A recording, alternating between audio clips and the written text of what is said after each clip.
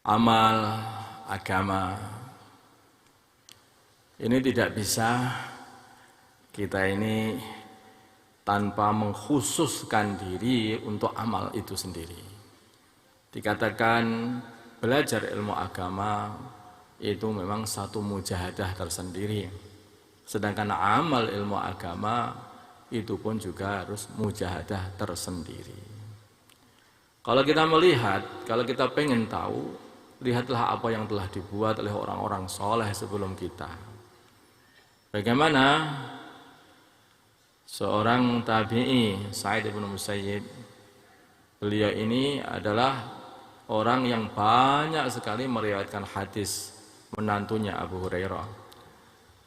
Beliau ini mengatakan, aku mujahadah untuk amal shaf awal selama 20 tahun. Mujahadah untuk istiqomah shaf awal selama 20 tahun. Takbiratul ula. Ada yang shaf awal tapi itu masbuk itu ada.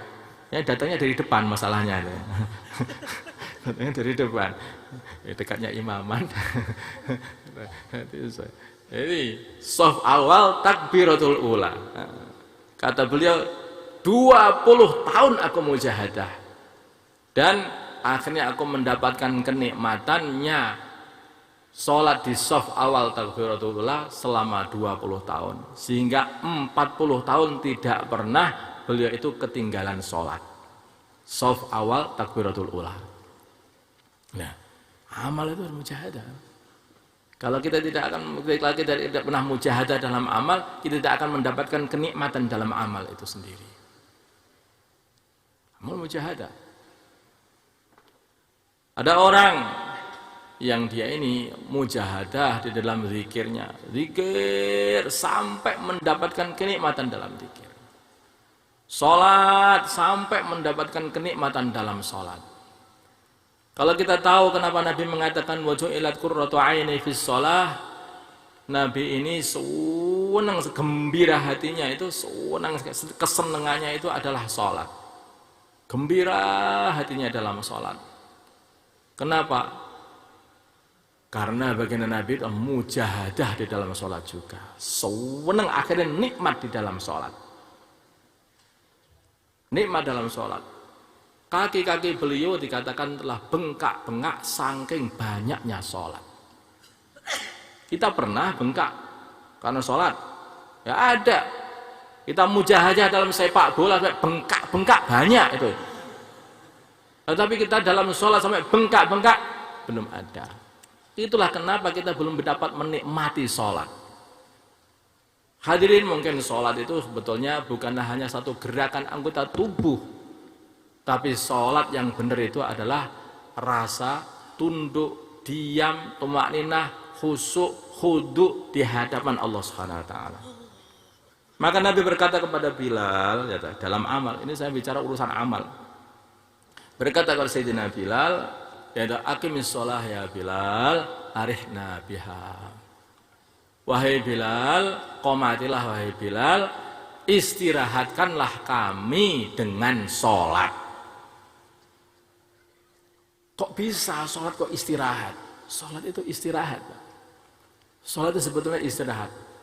Tubuh itu akan jadi enak karena tubuh akan berhenti bergerak. Otak akan berhenti berputar. Hati juga berhenti, hanya satu saja. Duduk. Dudukkanlah otakmu di hadapan Allah. Dudukkanlah hatimu di hadapan Allah. Tundukkanlah seluruh anggota badanmu di hadapan Allah, maka habis sholat mesti seger sekali rasanya. Kenapa ke seseorang itu habis sholat kok loro kabeh? Ya kan? Karena apa? Tubuhnya kelihatannya sholat, tetapi ini otaknya tidak bisa berhenti, capek. Ada orang diem tapi capek. Siapa itu? Orang menunggu temannya nggak datang-datang. Nunggu 5 menit, ya dah, nunggu 5 menit, dia berkata sama temannya, kenapa nggak datang-datang? Loh, kan hanya 5 menit apa? 1 jam, lihat jam. Betul 5 menit ya. Perasaan 1 jam ya. capek betul nunggu itu, karena otaknya lagi berputar, dia tidak ridho, dia harus memaksa diri, padahal tuh dia diem saja, duduk aja, maka dia akan kecapean luar biasa. Nah itulah kondisi sholat kita. Kondisi sholat kita ketika Allahu Akbar, nunggu imam, apa enggak salam-salam lama sekali, berdiri saja enggak rukuk-rukuk, ya capek setengah mati lah kita. Itulah sholat kita. Padahal kalau sholat itu kita benar-benar kita tawajuhkan betul kepada Allah, kita dudukkan ini, jangan sampai berpikir kecuali hanya memikirkan keagungan Allah. Hati jangan sampai menghadap kepada apapun kecuali hanya menghadap kepada Allah.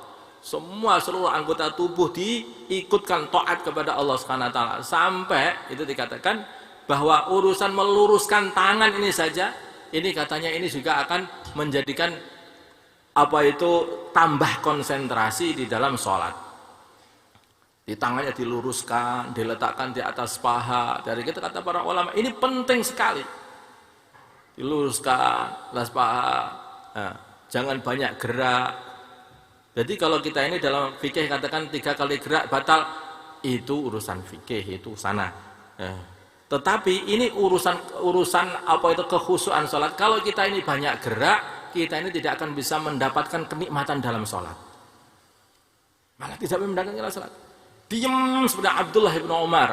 Abdullah bin Umar dikatakan kalau beliau sudah sholat, maka beliau itu seperti pohon yang diterpa angin. Angin kencang pun dia diam saja, tidak pernah bergerak.